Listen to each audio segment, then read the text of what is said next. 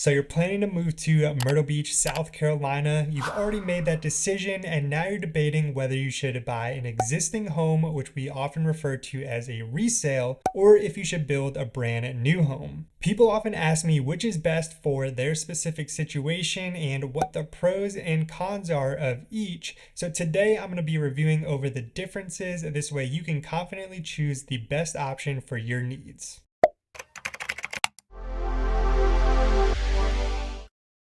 Hey, welcome back, and if you're new here, my name is Nick, and on this channel I talk about things to do here in Myrtle Beach. I give tips and advice about the area, and of course I talk about the real estate. So if you're planning to relocate to the area, then be sure to hit the subscribe button down below and tap the little notification bell while you're at it. This way you could be the first to know about what's going on here in Myrtle Beach, South Carolina. I get calls every single day from people just like you who are moving to the area. So if you ever have any questions, or if I can help you find home here at the beach, then I would love to chat with you. You can use the first link down in the description to schedule a call with me. In this video, I'm going to talk about the differences between buying a brand new home and buying an existing resale home. And I'm going to point out some of the positives and negatives of each along the way. So if you're ready to buy your new home here at the beach, then hit that thumbs up button down below and let's get into it. The first thing that I want to mention is your time frame.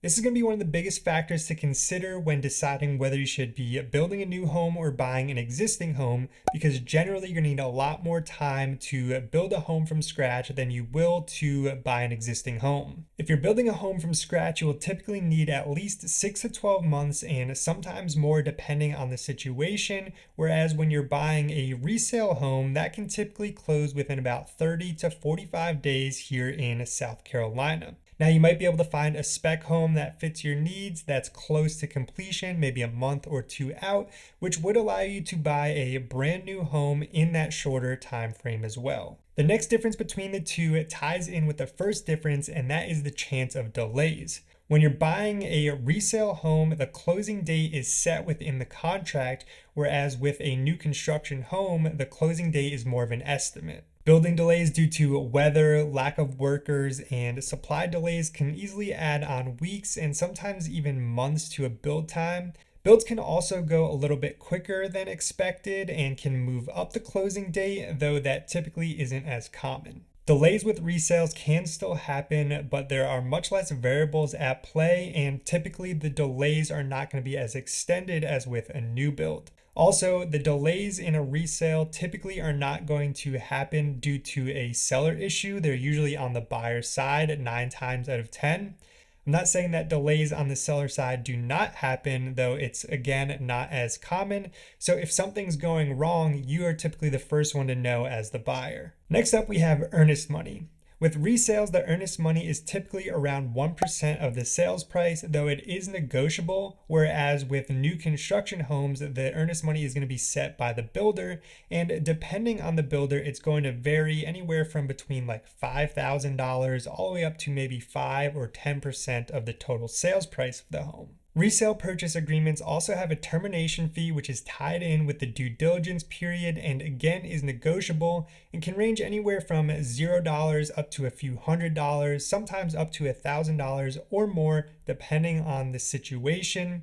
Again, it is negotiable between you and the seller. The termination fee allows you as the buyer to back out of the contract, back out of the deal for any reason at all, and just forfeit that termination fee versus your entire earnest money deposit, so long as you do so within the due diligence period. And since we just mentioned it, let's talk about due diligence next. A due diligence period can be negotiated into a resale purchase agreement and allows you as the buyer to do any inspections and reviews of the property that you'd like during that time. If anything seems off to you at all, you can ask the seller to address it. Now, they're not obligated to do anything at all, but if there's anything that you do not like and you do not want to handle your own as the buyer, then you can walk away from the contract for that termination fee that we just discussed. A new construction contract is not going to have that due diligence period. Up next, we have negotiating. With resales, you're dealing with individual people, each with their own motivations, their own needs, and their own personalities, some of which can be positive for you and some of which can be negative for you as the buyer. Overall, in a balanced market, you are going to find more play with a resale than you will with new construction. Now, builders, depending on the market, are willing to negotiate, but they're going to be pretty upfront most of the time with the exact numbers and incentives that they're willing to offer, and they're typically not going to go much beyond that. Now, somewhat tied in with negotiating, we have contingencies. Now, again, with resales, you're dealing with individual people and individual needs.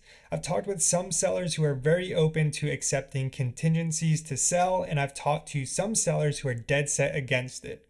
Most sellers do prefer a contingency to close versus a contingency to sell, meaning the home that you're selling already is under contract and it does take some of the guesswork out of the equation for the seller.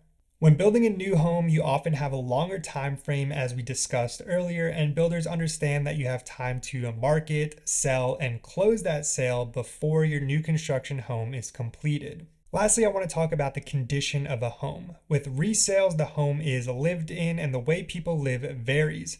Some people take really good care of their things and some people don't at all. With resales, inspections are pretty important and can help you determine exactly what to expect with your new resale home.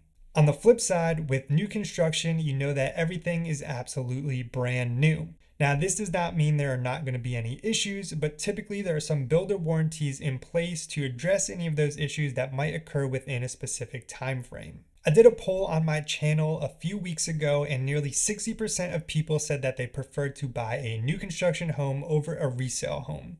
I'd love to hear your thoughts down in the comments below after watching this video. At the end of the day, there are tons of great options and opportunities for each of the categories, and I would love to help you with whichever fits your needs the best. There are some other smaller differences that I did not mention in this video, so if you have any other specific questions that you'd like to discuss about the differences, then I would love to chat with you. You can use the first link down in the description to schedule a call with me. You can also use that link down in the description if you are ready to make your move here to the beach and you'd like to schedule a meeting to start your home search here in Myrtle Beach. Either way, I'm looking forward to speaking with you. I want to thank you so much for watching, and I will see you in the next one.